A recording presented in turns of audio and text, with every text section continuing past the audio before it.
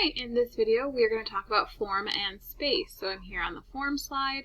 We have three different pictures and it says forms can be 2D or 3D objects that have length, width, and height. So if I had a sculpture that was a physical object, I could measure the length, width, and height. If I have a drawing, however, I have these three different ways of creating form. So we can make form made with shading, form made with perspective, or form with shading and perspective. If I start form made with shading, well, that's this guy right here. I've shaded it so it looks like it has a highlight, a mid shadow, a cast shadow. This one right here is going to be forms made with shading. Forms made with perspective, well, is it this one or this one? Well, they both have perspective, but this one has shading, so this one has to go over here. Perspective is where we connect a front shape with lines back to a vanishing point. That was either 1 point or 2 point we'll talk about. This year we're just working with 1 point.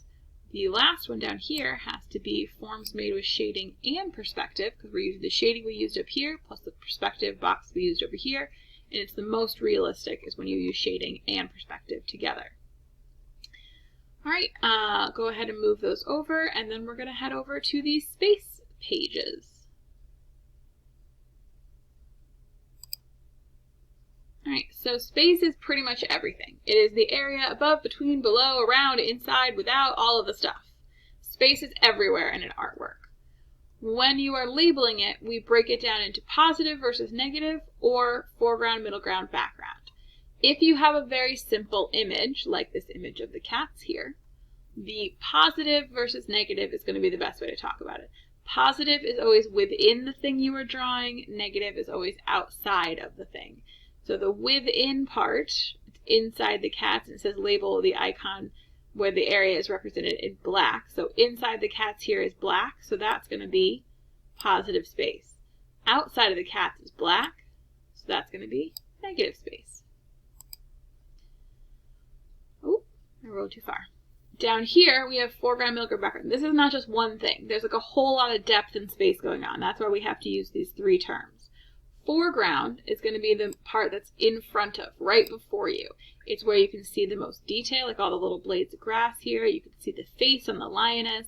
But as it starts going back, you start losing some of the details. So this edge of this line of this path right here is like a good delineation of like, that's the edge of the foreground. It's like where it goes from this dark green to a slightly lighter color. This little hill right here as it goes across. That's like the foreground. This little wedge right here. The middle ground is, like the name says, in the middle. It's kind of close to the front, but it's a little farther back, but it's not way, way in the background. So in here, where the color gets a little bit lighter, and I can't see each individual blade of grass, but there's still some good definition in the grass itself. It does still have different colors and different patches. I can still see like there's a path here, even though it starts fading as it goes away. All of this kind of stuff, to about right here, till it gets to this little mound of trees.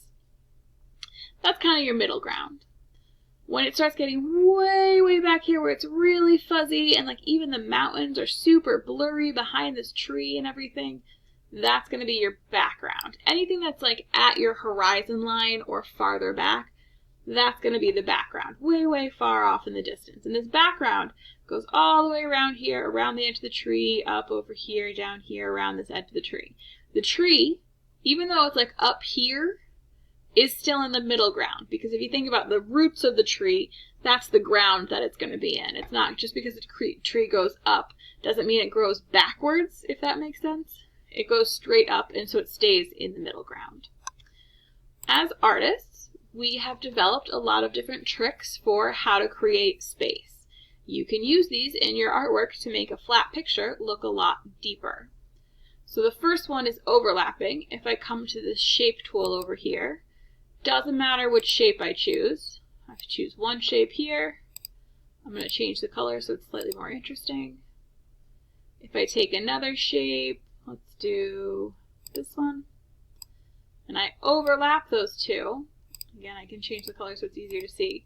I now think that the blue is in front of the orange because it's covering up part of the orange. My brain assumes, based on how it views the world, that when things cover up a portion of another, that whatever is being covered is behind, and whatever is not being covered is in front, because our brains have figured out if I walk towards stuff, whatever is closest to me is not covered up by anything. I'm going to hit that first, and I should avoid hitting things, so I should know which is going to be first. It's literally all your brain is doing.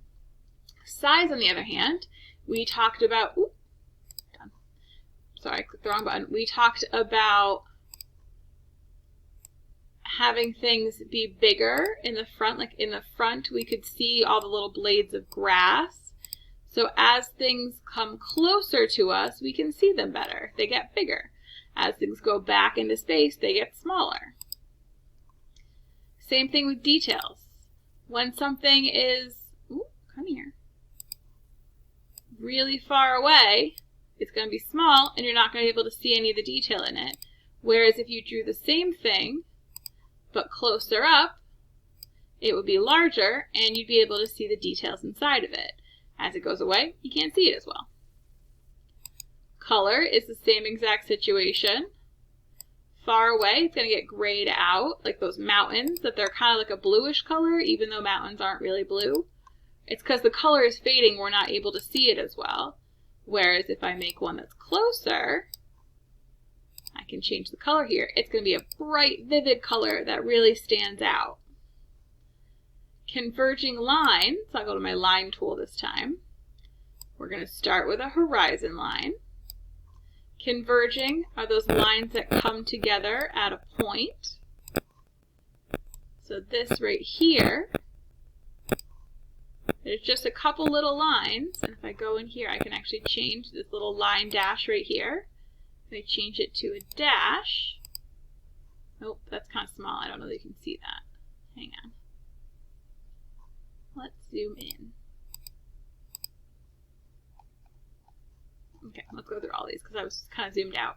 Overlapping is where we cover part of one shape with another. Size is as it gets closer to us, it gets bigger. Detail is that you can see more when it's close up than when it's far away. Same thing, colors are brighter when they're closer. Converging lines, this is just 3 little lines that I added with a horizon line. And all of a sudden it looks like a road going back into space, because as things go farther away from you, they converge at one spot called a vanishing point. But we will talk more about that when we actually practice using one-point perspective. So for today, your notes are complete.